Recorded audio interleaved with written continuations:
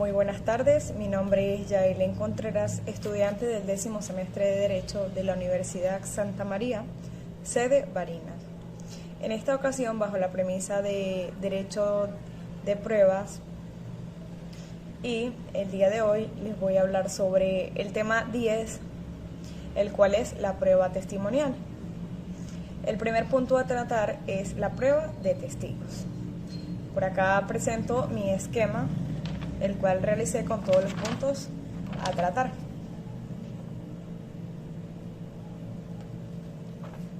Prueba de testigos. La prueba de testigos es un medio probatorio admitido en la legislación positiva.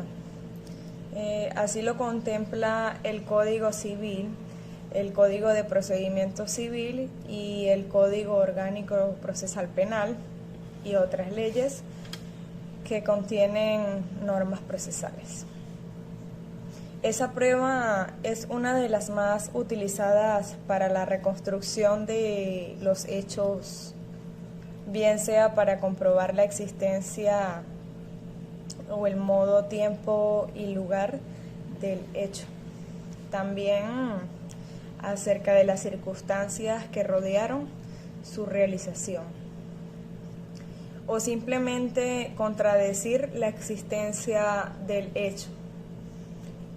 Los testigos deben ser extraños a las partes que constituyen el litigio, en el sentido que no deben tener interés en las resultas del mismo, bien a favor o en contra. La naturaleza jurídica. Con relación a su naturaleza jurídica, debe partirse en principio que no se trate de una declaración de voluntad, sino de conocimientos que da una representación acerca de hechos, con fines de probar o reconstruir. En su propia esencia se encuentra su naturaleza jurídica y está comprendida junto con la confesión y la experticia en las llamadas pruebas personales. Este es un acto procesal y no un negocio jurídico, porque se trata únicamente de la simple exposición de los hechos, tal como pudo percibirlos el interrogado, y es procesal porque se realiza dentro de las secuelas de la litis, ya que dicho testigo hecho fuera del proceso no tiene ningún valor. Es una prueba con relación al juez, indirecta. Hay intermediación entre el hecho de juez a través del tercero testigo, el cual le imprime a su narración su forma personal de percibir y comprender los hechos. De las definiciones y de la naturaleza jurídica que se manifestaron, se pueden inferir diversas características de la prueba de testigo. La número 1 es que es un medio de prueba de carácter personal.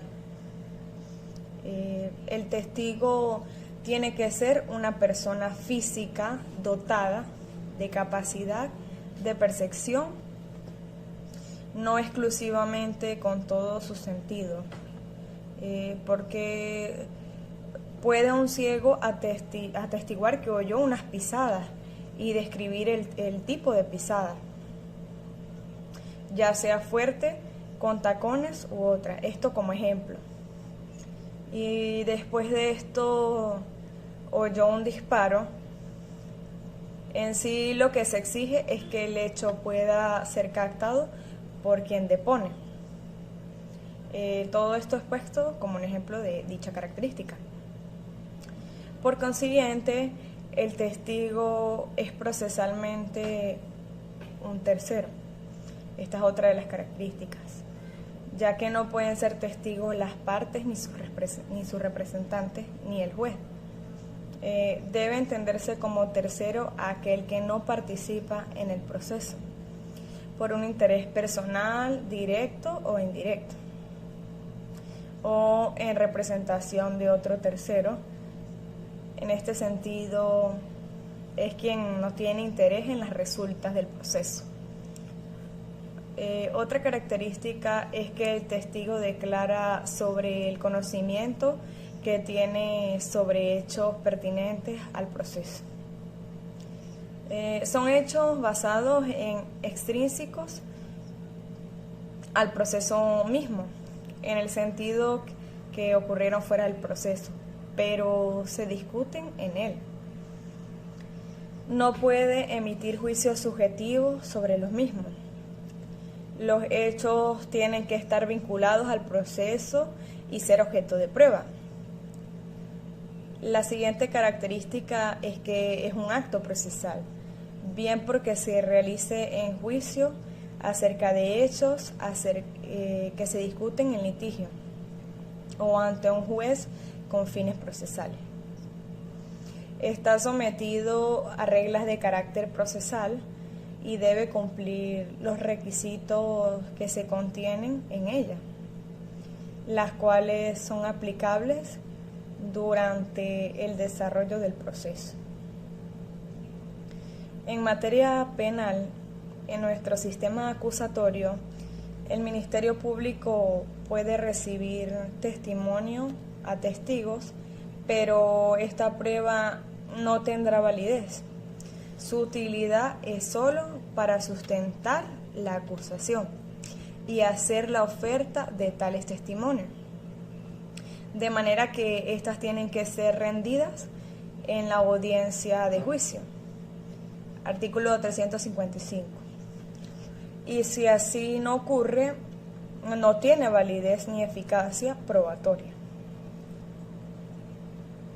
El siguiente punto es sobre la definición y clases de testigos. Entre las definiciones tenemos, como usted ya bien lo ha expuesto en nuestras clases, sobre el profesor Parra Quijano, el cual define la prueba de testigos como un medio de prueba que consiste en el relato de un tercero al juez sobre el conocimiento que tenga de hechos en general. También tenemos como otra de estas definiciones sobre el doctor Betan, el cual escribió que los testigos son los ojos y los oídos de la justicia. Mediante ellos se intenta la reconstrucción de los hechos al transmitir lo que saben o han captado con sus sentidos. En cuanto a la clase de testigos, tenemos lo siguiente. El primero es el testigo mencionado, el cual es aquel testigo llamado de oficio a declarar en un proceso por aparecer mencionado en otras pruebas o en cualquier acto procesal de las partes, regulado en nuestra legislación en el artículo 401, ordinal tercero del Código de Procedimiento Civil. Normalmente el testigo mencionado aparece en la demanda, en la contestación y en las incidencias en los documentos que se aporten, en las prácticas de inspecciones judiciales y en la declaración de testigo. El testigo de oídas o referencial, también llamado de audito alieno o de oído a otro, o indirectos, son aquellos que no relatan un hecho, sino informan sobre algo que oyeron. Por ejemplo, se sabe en el pueblo que María es muy difícil de despertar, ya que duerme mucho. O se conoce, o lo oí, de María, que ella estaba viviendo con Carlos y este había arrendado el apartamento donde vivía. La doctrina ha aceptado a regañadientes el testimonio de oídas o referencial, por supuesto con sus respectivas limitaciones. Por consiguiente, el agente encubierto. Este es uno más de las clases de testigos. El agente encubierto en Venezuela es de reciente aparición.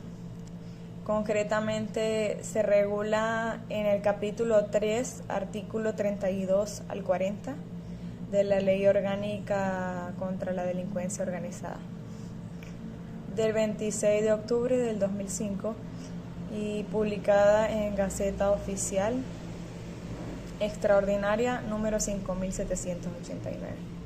El agente encubierto puede ser utilizado como testigo, declarando sobre sus funciones específicas, los hechos que presenció y las circunstancias como se desenvolvieron. No es lícito que el agente encubierto se reserve su identidad ni que éste comparezca ante la audiencia oral. Se entiende que el Estado debe protegerlo al igual que cualquier otro testigo.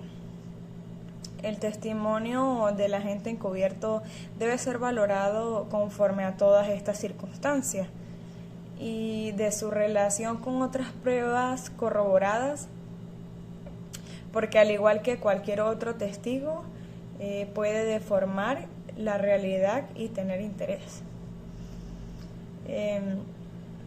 Oportunidad de promoción y evacuación de pruebas.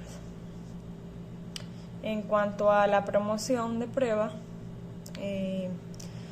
a la oportunidad de promoción, tenemos que el desarrollo de la prueba testimonial y las secuelas del proceso están comprendidas dentro del artículo 477 al 501 del Código de Procedimiento Civil vigente. La norma fundamental a tomar en consideración para promover oportunamente en el juicio ordinario civil la prueba testimonial será la consagrada en el artículo 396 del mismo código, la cual prevé el lapso de 15 días para que las partes promuevan las pruebas, siendo una de ellas la prueba testimonial. Lógicamente, esa oportunidad de promoción variará de acuerdo a la naturaleza del juicio. Según Sánchez, en 1995, conforme al artículo 482 de la prueba testifical se entenderá promovida con la sola presentación al tribunal de la lista de los testigos, que deban declarar con expresión de su domicilio, claro, indicándose que tal lista se corresponde con la promoción de pruebas de juicio que se trate. Evacuación de pruebas. El concepto de evacuación de la prueba es equivalente al concepto de práctica de la prueba.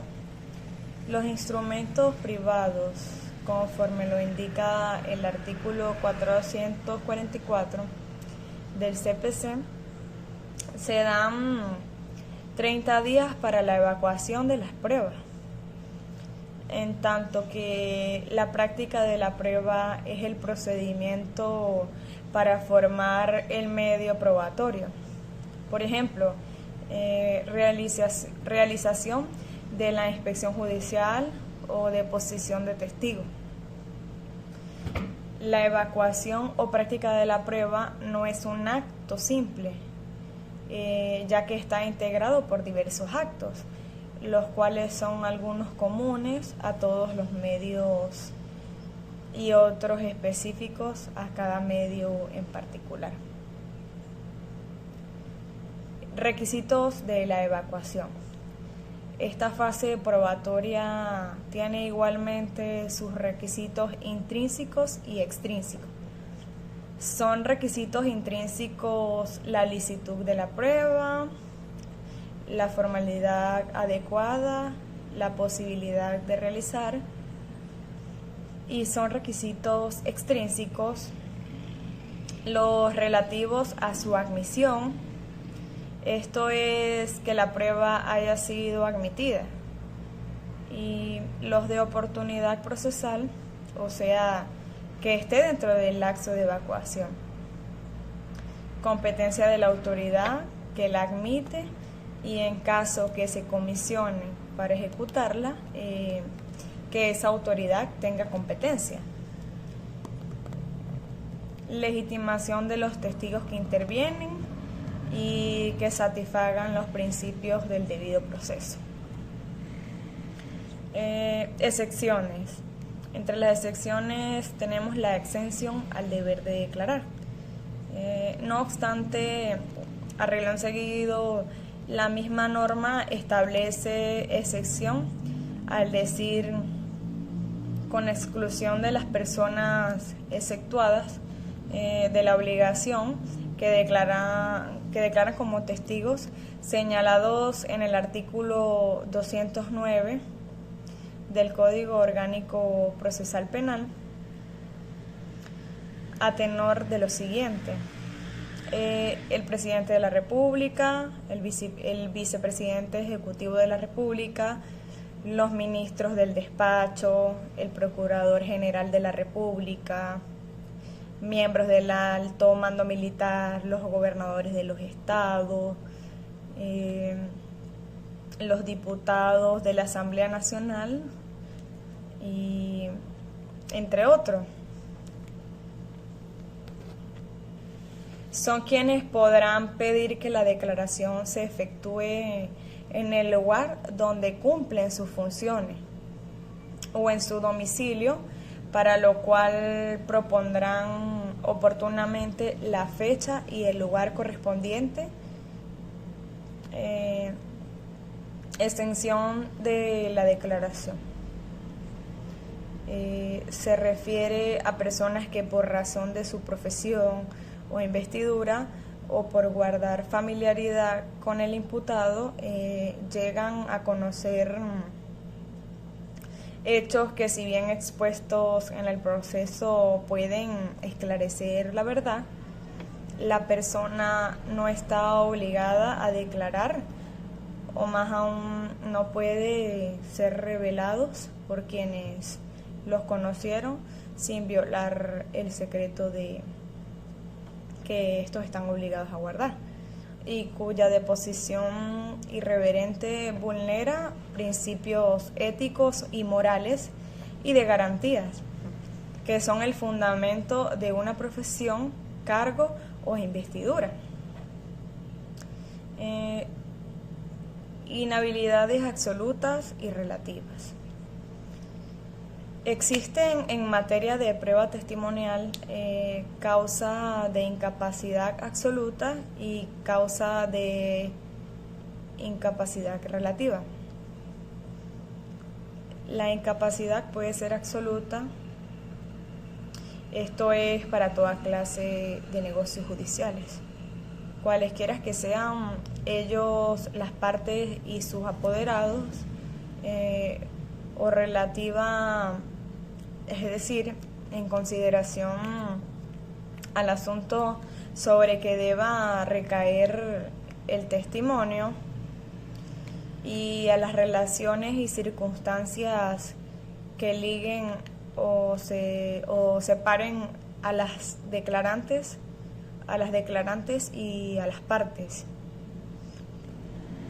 Las causas más refulgentes de incapacidad absoluta De acuerdo al artículo 477 del Código de Procedimiento Civil, están constituidas por los siguientes supuestos: el menor de 12 años, un entredicho por causa de demencia, el testigo profesional, entre otros. Por otra parte, los artículos 478, 479 y 480 de EJUSDEN establecen la causa de inhabilidad relativa en materia de prueba testimonial.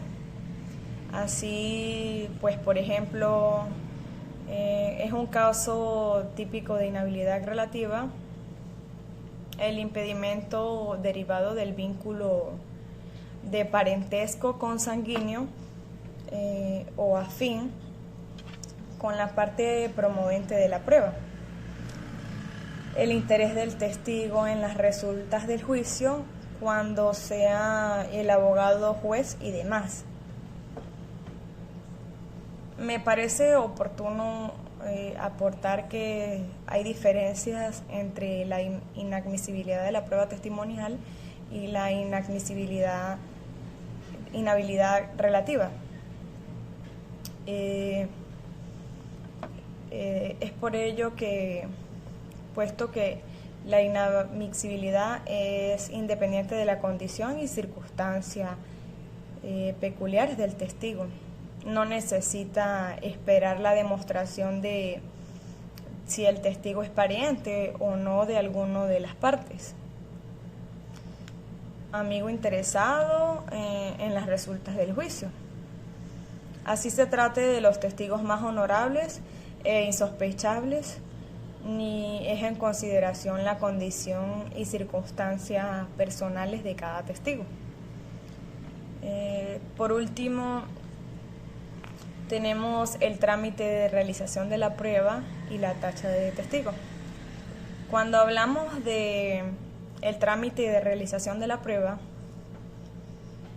pasados los 20 días de la contestación de la demanda, de este procedimiento ordinario civil, al día siguiente comienzan los 15 días para promover las pruebas, que es el lapso probatorio. Según el artículo 400 del CPC, luego de admitidas por parte del juez dentro del lapso de 3 días, comenzará el lapso para la evacuación de las pruebas, teniendo 30 días para ello. El tribunal fijando el día y hora para la evacuación de las pruebas y de todos los testigos, realización de las experticias y de cualquier inspección judicial, alguna oposición o tacha, y por último la tacha de testigo.